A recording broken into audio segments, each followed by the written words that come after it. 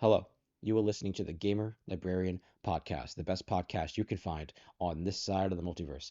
This week, I am talking about Baki and killer frequency and more. Afterwards, be sure to subscribe to be notified when future episodes are released, and show your support by liking and leaving a comment. Thank you for joining. All right, we are here on another glorious Monday, episode 70 or so of the podcast, which is awesome. We're making good strides, and I do apologize if I sound under the weather. I am battling the flu as we speak, but I really was determined to put out this episode. I told myself that I wouldn't skip days where I'm supposed to release episodes, and here I am, sick, and I'm just going to try and power through whatever I can. It might be shorter than normal episodes. I think the shortest we have is like 8 or 6 minutes. We're probably going to be pretty short, maybe. I don't know what we're going to be talking about, but yeah, I feel like shit. I've been throwing up, took off from work, probably going to at least stay home from work and work at home the rest of the week, most likely. And I'm on antibiotics or whatever, and we're doing well. We're doing well. So after this podcast episode is up, we will be napping. That is what will happen. No games, no reading, nothing. Just gonna sleep and catch Z's and heal. That is what we're gonna be doing. So, earlier last week there was some news that, started trickling out because now we're in that era where video game companies start putting out news for what they're going to reveal within, the time frame of here between like March or May, right? Whenever the E3 time frame was. And one of the things I want to talk about was the company People Can Fly returning as co-developers for a Gears of War game, the new upcoming Gears of War E-Day, which is awesome. I'm a big fan of every Gears of War game, and I think People Can Fly did a great job with, I think it was Judgment and 3 that they worked on, which is great. Super, super great. They would co-develop Gears 1 and 2, which is what they did. Or 1, 2, and 3. That's what the website says here. It was 1, 2, and 3. And Judgment, yeah. So that's great. Really, really great. I imagine they're probably here to help to make sure that the franchise keeps its own like grittiness because the whole idea of Gears of War is just war. It's war for survival, which, can be used for a lot of topics or a lot of genres out there. But I think Gears of War is really special in that it's the military fiction like wet dream next to like maybe Warhammer, right? For people just wanting to be soldiers, do soldier stuff, and fight the good fight for. In this case, it's humans. And in Gears of War, they're humans, Sarans, I guess. It's not like Earth. The planet is Sarah, which is fine. And I just hope that having another developer up on the team can make the game feel special and unique compared to the other titles. Perhaps they're going to try and stick to the more horror focused element that Gears had in the first maybe two games. I wouldn't say Gears 3 had a lot of horror, and maybe the beginning of Judgment had some like cool spooks, but I think that the idea of Gears being scary is fundamental to the franchise, especially for the era that they're doing it in. With on the Locust War and E-Day is like the pinnacle worst time of the Gears of War series. I mean, we're probably going to see the Hammer of Dawns strike sometime within the end of that game, which is going to be crazy to see in like an actual game and not just a flashback or anything like that. I'm super excited to see what they're going to do with that game. So shout out to People Can Fly for getting back on the Gears of War train because it's much needed to get some love and care into these games. Now, something else. So they put out gameplay for the new Battlefield game, and now we are just talking about war stuff, but I'm not a big Battlefield fan, but I do think that, Battlefield had a really, really great position. Like, obviously, it's EA, and EA's garbage, but the Battlefield devs were in a really good position by the time I think Battlefield 3 came out, and what is it, Hardline, or whatever the cops and robbers one was, and then 4 and everything after that just kind of really dropped the ball.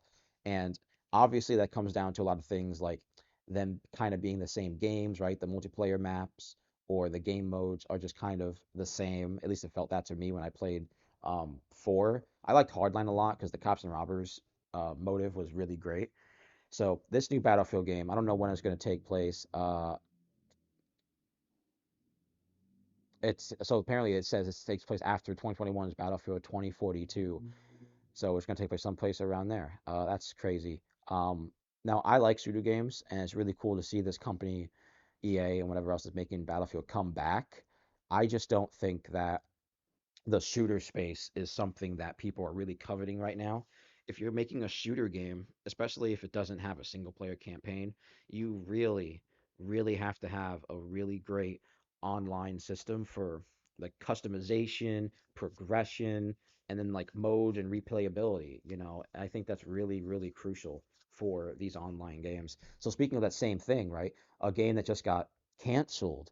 I wouldn't say canceled, but it's going to be on its last legs coming up in May, right? So Multiverses had just announced its season five, and on season five, they will be shutting down its services where you can only play on like local LAN play, no multiplayer, and that's crazy. That's super crazy considering that I thought this game was pretty big. I thought this game was huge. And I figured people like WB properties. I thought that they were putting out a good amount of DLC, right? They put out Raven and the Beetlejuice dude, and we have a whole bunch of characters. But I think they really fumbled the ball when they took it offline initially during their beta. That wasn't a good idea because you can pay for the battle pass. And in my opinion, if I'm paying for a battle pass, on an online game, I should have access to that online game the whole time. And yeah, it's a beta. Obviously, that it was told that way, but they like put it out, shadow dropped it what like 2022 in December, and then it came out. And then maybe a week or so after it came out, they announced that like, they're going to be updating that version of the game, the beta, for a little bit, which is awesome. And then they took it down, and it was gone for like a year and a half, and now it's back up, and we're on the fifth season, the fifth and final season. I think that's crazy. I did not put in as much time into Multiverses as I would do. It's like obviously inspiration game Smash Brothers. I think that Multiverses had a really good specific identity for itself. I like the 2v2 kind of focused aspect, and I believe that a lot of changes on the game over time just really wasn't like what fans wanted. I think that when they initially launched the game in beta, the team version was really awesome, and you have some really good synergies with some characters. Like a really brutal combo is Velma and Superman. Holy shit! If Superman's in your face on both people and nobody's attacking your Velma could just rinse, bro. Just start shooting from her bullhorn, buffing her team. I love it. Bugs Bunny too. He's really great because he's fast and he's all over the screen the whole time. I think the synergies for those team-based battles is really what made Multiverses really special. And besides what you want to say of it being a Smash Bros. Ripoff, I think that it tried to offer a really good amount of content, right? They had the single player like singular battles kind of stuff, and I think that's fine. But ultimately, this wasn't the free-to-play fighting brawler game that fans wanted or even liked. I think that's what's just what happened. I think fans just didn't like it because they didn't have enough time to fully play with it. It was taken off so much. There was so much time in between seasons and updates. I think that's really, really what killed it because there's so many other games out now, right? They had a perfect time to pull that out. And we have a Switch coming out, like a Smash Bros. Game will probably come out within the next 3 years. Multiverses would be dead if that game came out. It would be dead. Season five is going to have some other characters towards its end. We're going to have Lola Bunny and Aquaman apparently, and I think that the unlock character theme is just maybe too I won't say punishing, but like you have to earn to play a character in the game. I get it's free to play, but maybe you should earn modes or maps or cosmetics, not like the playable part of the game, which is the characters. People play fighting games for the characters and they want to see the characters do cool things against other characters and play against other people and do that. That is fundamentally why people play fighting games. It's not because of story. It is certainly not because of graphics or like online replayability. That's definitely nice to have, but people like these video games because they want to see cool characters do really cool stuff. And not even that, they want to make their cool characters do cool stuff by hitting buttons. That's what they want. And honestly, that's what I want to do. Whenever I play Mortal Kombat, Smash Brothers, I'm hitting buttons. I don't memorize all these move lists and stuff. I learn on the fly. I'm a very casual gamer, and Multiverses was the perfect casual, free to play, like Smash like brawler game that you could have asked for. And you know what? Maybe it wasn't polished enough. Maybe the online and the modes weren't tight enough to really be like a fundamental part of the game to keep people playing.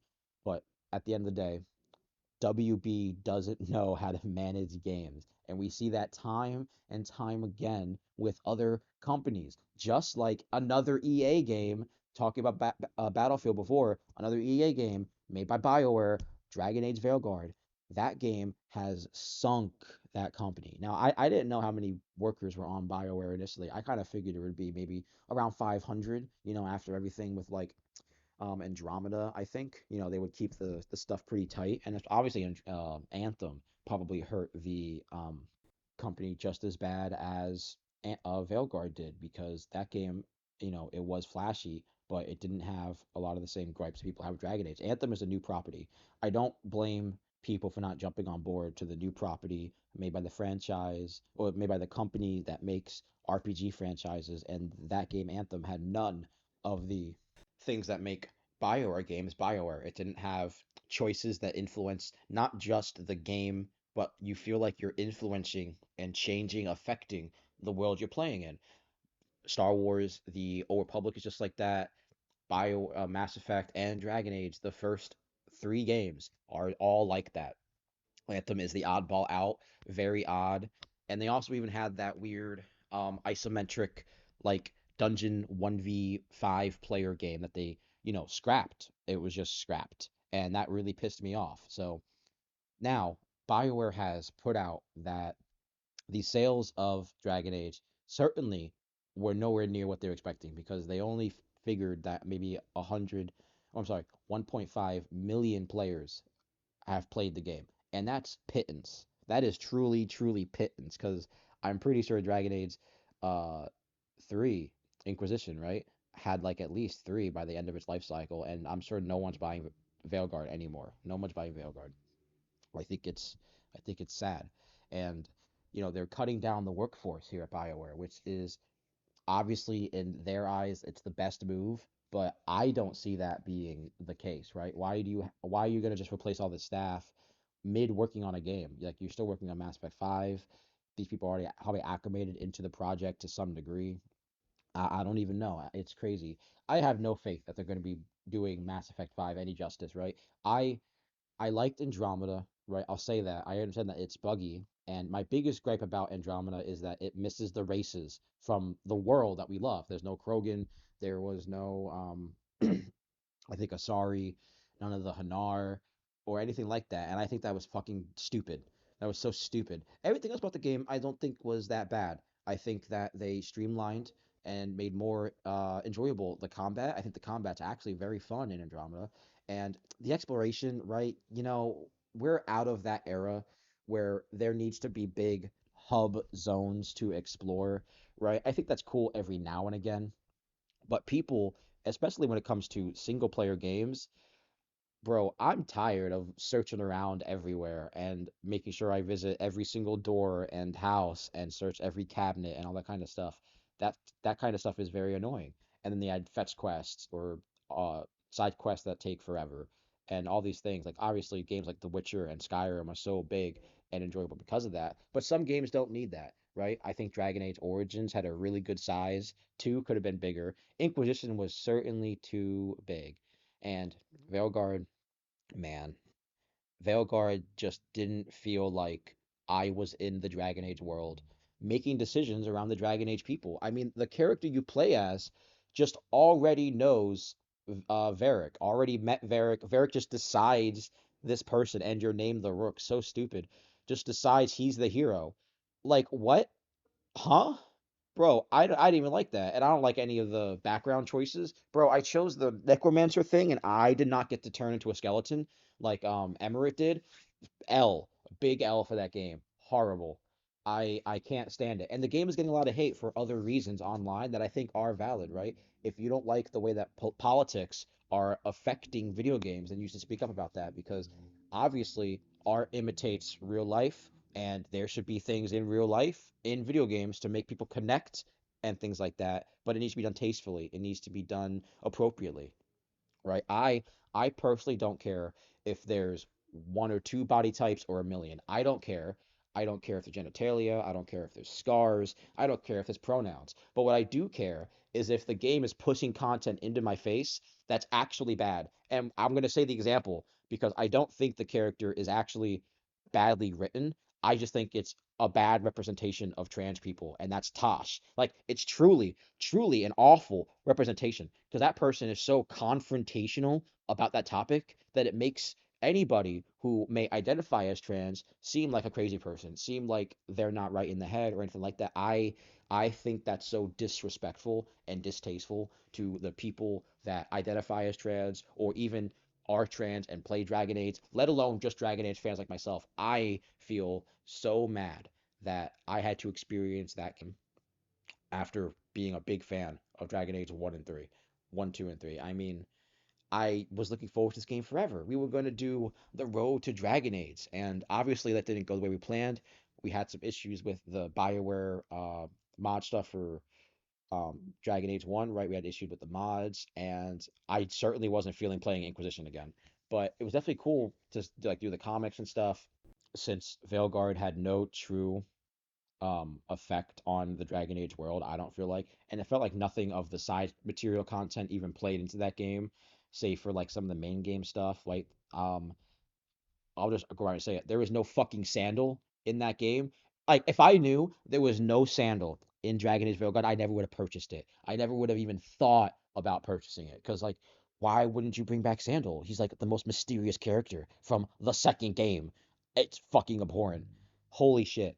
So yeah, as a longtime Dragon Age fan who has absorbed all of the side media, not just the main games, but I watched the Netflix shows, the City live action movie, or whatever it was. I even watched the movie about Lillian. Bro, I I don't know, or is it Cassandra? It's the movie Cassandra, the Seeker, right? The gameplay, and the gameplay was bad. They like the move lists for at least the maid. I didn't look at the move list for anything else, but the maid's move list is fucking butchered. There weren't even like new spells. They're just fucking nothing. It's abhorrent, and that game should never be bought by anybody. It should never be like praised for anything. It shouldn't get that kind of stuff. You know, I was playing it 50 hours. It took me to do my full playthrough around, and man, do I regret it.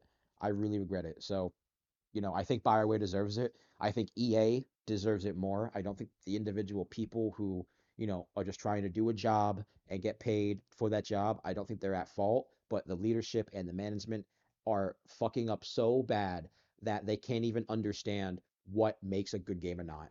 And then they put out a bad game and they're like, "Oh, why don't the fans like our game? Why?" It's fucking insane. I don't know. I don't like it. It's so awful. So yeah, BioWare is doomed. BioWare is cooking right now. They're getting cooked by their fans, by their awful skill and talent. And hopefully, whatever talent is left at BioWare can maybe put something together for Mass Effect fans to enjoy. I won't play Mass Effect 5. You will not catch me playing that game here on the podcast. Not launch, that's for sure. Hell no. So yeah, that's about it for like the video game news, right? There is one more thing, just because this is a game that I really want to play. This is a game that comes out this week on Thursday or Friday if you pay for early access, and that's Civilization 7. Now, IGN put out their review of Civ 7. I imagine the other news sources have done the same thing. Even YouTubers and stuff probably do that. And as I try to be as open and accepting and understanding for a new game launch title, right? I'm not going to fault a game for having a few bugs at launch just because that's the way it goes, right? Some games don't work at launch on certain consoles, maybe whatever settings you have, sometimes they don't work. But I think there's other things about game launches or developing games that you should really start to think about. And this is the seventh game in the franchise, at like in the mainline franchise. I started playing Civ on Civ Revolution, which is like a spin-off of 4. It was meant to be a much more streamlined Civ game for casual people to get into. It had a much brighter color palette back then, which was awesome, and is very simplistic. Whatever you see on the tiles, wherever you put your cursor, information gets put up and you see whatever's there. That's so great. And there's a wide cast of characters. There's a great like amount of modes to use and have diversity with the games you're playing. Because like if I'm looking at this tile map forever, it's just gonna get boring. You kind of want to change things up, not just the civilization that you're playing as, but like the scenarios and the modes and stuff. And then I played Civ 5, and Civ 5 really wasn't for me. I thought that Civ 5 kind of focused a little too much on placing those fortifications And and at least in that game, I didn't like the what do they call it? The states, the small city states. They implemented that game in the first. I didn't like its implementation in there. And ultimately, Civ 5 is wasn't my favorite. They put out Civ 7 or Civ 6. They put out Civ 6, right? The best Civ game. The best. It's the best Civ game after like Revolution. I won't care. It's the best because it has so many intricate modes. Like they're obviously the DLC, but I think like the weather stuff, the emergency event stuff, the politics, political stuff, all of that craziness really offers to Civ. I think that's great. So Civ 7 got reviewed and it was given a 7 by IGN, probably the same ballpark for everyone else. From what I saw on the video, and they confirmed this in the video, is that the UI is pretty simplistic and to a degree of being too simplistic, where there's not enough information on the panels, on the screens that can help you make decisions in the game. I think that's awful. I don't know how in depth that is. I'm not really going to say that that's um, like a detriment to the game, like a game killer detriment to it. But I will say that when I play Civ and I use my cursor to look at a tile, a unit, anything on the screen, another little tooltip will always pop up and tell you what's happening. Apparently, that's not in the game yet, but it should be. Another thing is certain civs are missing, like Gandhi. I don't know what who who could have made that idea to restrict Gandhi from the mainline roster of Civ, but it's the same thing with like Abraham Lincoln. If Abraham Lincoln wasn't there, I would be fucking abhorrent. I'm sure that there's many other notable historical fiction, historical characters that could be used, but if you're removing fundamental legacy characters, almost like you're a fighting game doing that, bro, it's not good. Because like, I mean, Gandhi's like the same forever. He's just a bald guy in a robe with wrinkles. It can't be that hard to animate him. I don't know. So yeah, there's a lot of things about Civ apparently that are keeping me from buying the game because I don't want to put time into a game that actually has less features and modes and gameplay to experience compared to the previous entries in the game. That's fucking abhorrent. And this is a $60, $70 game at base. To get early access, you need to spend $100 minimum. I don't know. I'm very conflicted on whether or not I want to play Civ 7, very conflicted on whether or not I will even buy it. So that's just where I am. I usually try not to take stock into reviews, but IGN has always had the same kind of basis I've had with games when I've played them at launch and then read the review. I was like, yeah, that makes sense. I can definitely see that. I definitely saw that. So I don't know if I'm going to devote money or time to Civ 7 as much as I do. I really want to, but it just doesn't seem like it's going to be um, the kind of Civ game that I was really hoping for. It just really doesn't seem like it's there. So, maybe next episode we'll be talking about Civ or not. Who knows? Another game that I did finish was Disco Elysium, and this game is peak. This is a peak video game. It's so good. Um, so it took me like 2 years to beat this game. I started it in 2023, and I knew I wasn't gonna like fully finish it by then, but I wanted to see how far I can get. And then earlier, I did a new playthrough to show like a roommate of the premise of it, and then I just redid my original save file, jumped back into it, and made significant progress. I will say there's some moments in the game where it seems like it wasn't developed or thought out properly because there's a few checks in the game. There's like an RPG, so you have like stats and then you do checks like rolls and stuff. There's a few checks where you're required to maybe have a certain stat up to like a certain amount, and unless you do that, you can't really notice certain things. But some of the things you're not supposed to notice are literally on the screen. You can see them. I don't know. I didn't like that. That really kind of deterred me from the game. It took me a while to figure that out. I had to look it up. But other than that, it's a really fun game. You can be a silly character. Disco Elysium is about a detective who has amnesia, and then you solve a murder, right? You're there for a murder, and you got to do it while you have amnesia, which is crazy. So there's a lot of lore. There's a lot of like political, pseudo um, stuff that kind of like you know, the game is take place like in their 80s or so like communism's kind of a thing there, and then there's a lot of like class warfare stuff. It's so good. I would love to do a tabletop RPG of Disco Elysium because the premise of it is so great. and the way that like the internal monologues for your like emotions or your thoughts affect you or give you tips or hints is really great. I really loved it. I think anybody should play Disco Elysium if you like detective games, mystery games, or even just, pseudo RPGs. There's no combat really in the game, but it does have stats. So you got to track what your character is good at or not, and then prepare accordingly. I think that's great. I had a great time. I wish there was New Game Plus. I wish that the game had the New Game Plus so I could experience a lot of the other wilder choices without really feeling like they're going to be a detriment to the story or the outcome. Yeah, so who really knows what's going to happen with that? Disco Elysium was really fun. I really, really enjoyed it. Um, I'm currently playing through Killer Frequency. This is a game where a radio host becomes a 911 operator on the same night, and you have to guide and help protect citizens in the town that you're in using the radio show from getting killed from a killer, which is awesome. I'm gonna try and really not have spoilers here for it. I'm not even finished with the game, but I'm pretty towards the end, and it's so fun. I think it's a VR game that's made into like a console game now with a controller, which is awesome. It feels like a VR game, and I'm having a great blast with it. It's super fun.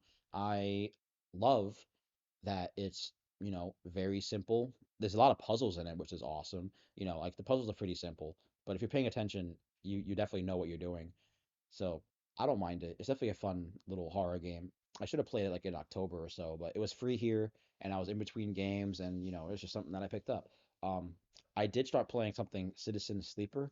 This is a fun little kind of RPG-esque thing. You do have like a character with like preset stats, but you can change them as you upgrade. And you play as like a robot dude with like a human AI brain or whatever, and you run away from your company and you're trying to not get captured, which is awesome. So you do a lot of things like your actions. You have to watch your time in the game because actions take time, and so you have so many set actions like your dice rolls.